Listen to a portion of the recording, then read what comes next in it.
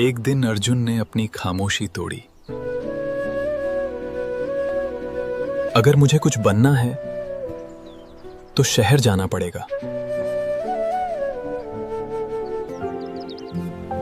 लेकिन चेहरे पर हमेशा शांति। फिर शाम को सिलाई।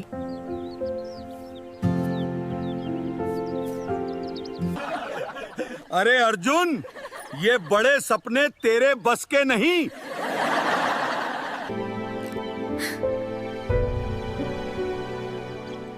मीरा, कुछ रिश्ते वक्त से नहीं टूटते। बस खामोशी में भी सब कह देते हैं। राजस्थान के एक छोटे से गांव में, जहां चारों तरफ रेत और सन्नाटा फैला रहता था, दूर दूर तक कोई नहीं रहता था। खाली दिखता था सारा मैदान और मिट्टी उड़ती रहती थी। वहीं रहता था एक लड़का, अर्जुन। उसका घर मिट्टी का था। वो एक गरीब साधारण लड़का था जो बहुत संघर्ष करता था।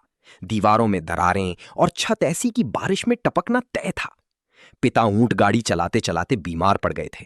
वो पहले अपने परिवार के लिए कमाते हैं और अपने परिवार को जैसे तैसे गुजारा करते थे। और माँ दूसरों के घरों में रोटियां बनाकर किसी तरह घर चलाती थी और अपने परिवार का पोषण करती थी। अर्जुन दिन में मजदूरी करता। पूरे दिन में वो बहुत मेहनत करता और मेहनत करते करते वो थक जाता। कभी पत्थर तोड़ता, कभी निर्माण स्थल पर ईंट उठाता। ऐसा इसलिए करता क्योंकि उसके पिताजी बीमार हो गए थे और घर में कमाने वाला कोई नहीं था। इसलिए वो ऐसा काम करता अर्जुन। लेकिन रात होते ही वही थका हुआ लड़का एक पुरानी कॉपी खोलकर पढ़ाई में लग जाता और मेहनत और उत्साह से अपनी पढ़ाई करता। और पढ़ाई करते करते उसके मन में ख्याल आता कि एक दिन मैं बड़ा अफसर बन के दिखाऊंगा और मेरे परिवार और इस गांव का नाम रोशन करूंगा। उसकी आंखों में एक सपना था, एक दिन कुछ बनना है। जब भी वो गांव में निकलता तो उसे देखकर गांव के लोग चारों तरफ से आ जाते और उसकी तरफ देखकर हंसने लगते हैं।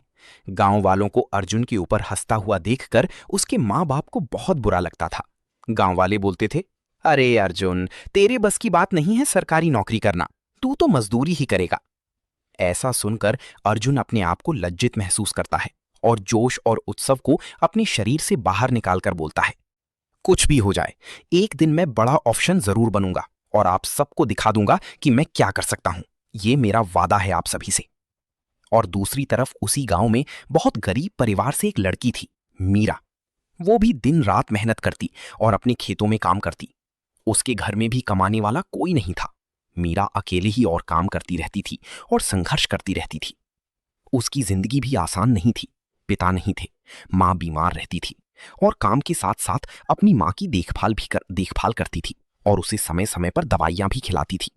घर छोटा, जिम्मेदारियां बड़ी। दिन भर खेत में काम।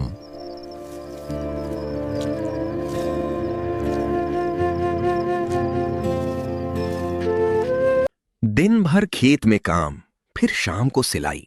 लेकिन चेहरे पर हमेशा शांति। वो उदास होकर अपना सिलाई का काम करती रहती थी क्योंकि कोई उसके पास नहीं था। वो अकेले ही संघर्ष करती रहती थी। एक दिन मीरा को अर्जुन एक पुरानी खेत में कुएं के पास मिला और दोनों कुएं पर बैठकर बातें करने लगी। बातें करने के दौरान अपनी अपनी समस्याओं के बारे में बताने लगे और अपने परिवार की स्थिति और उनको संभालने वाले माँ बाप की हालत के विषय में चर्चा कर रहे थे। वो दोनों उदास थे और कर भी क्या सकते थे, हालात ही ऐसे उत्पन्न हो गई थी। मीरा बोलती है, एक परिवार दूसरे परिवार के काम आता है। हम दोनों एक साथ होकर एक बड़ा रास्ता बना लेंगे और मेहनत के बल पर अपने माता पिता का नाम रोशन करेंगे।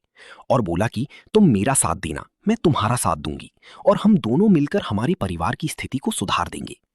अगले ही एक दिन अर्जुन बोला, अगर मुझे कुछ बनना है तो शहर जाना पड़ेगा। मीरा कुछ देर चुप रही, फिर बोली, तो जाओ, डर क्यों रहे हो? तुम चले गए तो मैं यहां अकेले कैसे रहूंगी? मेरा तो यहां तुम्हारे बिना कोई नहीं है। मैं यहां किसके सहारे जीऊंगी? और मेरी मां भी बहुत बीमार है। अर्जुन ने हल्की हंसी के साथ कहा, मैं क्या करूं, अपना भविष्य बनाऊं या नहीं, कुछ समझ नहीं आ रहा है।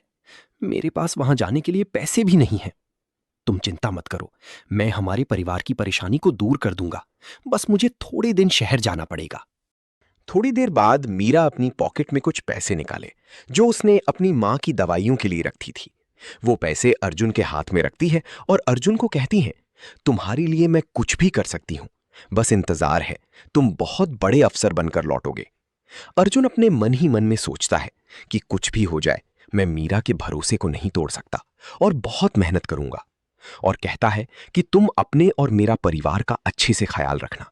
मैं कल शहर के लिए जाऊंगा, तुम मुझे स्टेशन तक छोड़कर आ जाना। और दूसरे एक दिन सफर मीरा और शुरू अर्जुन हुआ। दोनों एक साथ बस में बैठकर चले जाते हैं। मीरा उसे बस के स्टेशन तक छोड़ने के लिए जाती है और वो अपने हाथ में कागज पढ़ती है और अर्जुन को बोलती है, जब भी मुझे तुम्हारी याद आएगी मैं इस चिट्ठी को देख लूंगी।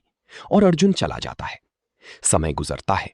गुजरा हुआ समय में 5 साल बीत जाते हैं और उन 5 सालों में बहुत कुछ बदल जाता है।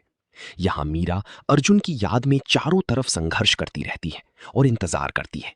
वहां दूसरी ओर अर्जुन थोड़ा अपना ऑफिस का समय निकालकर अपने स्टाफ के अंदर से आकर मीरा के बारे में सोचने लगता है और मन ही मन में सोचता है कि मैं अपने गांव जरूर जाऊंगा अपने परिवार से मिलने के लिए। जब वो अपनी पुरानी गांव में प्रवेश करता है तो देखा कि वही पुरानी गलियां, वही गांव, कोई परिवर्तन नहीं है।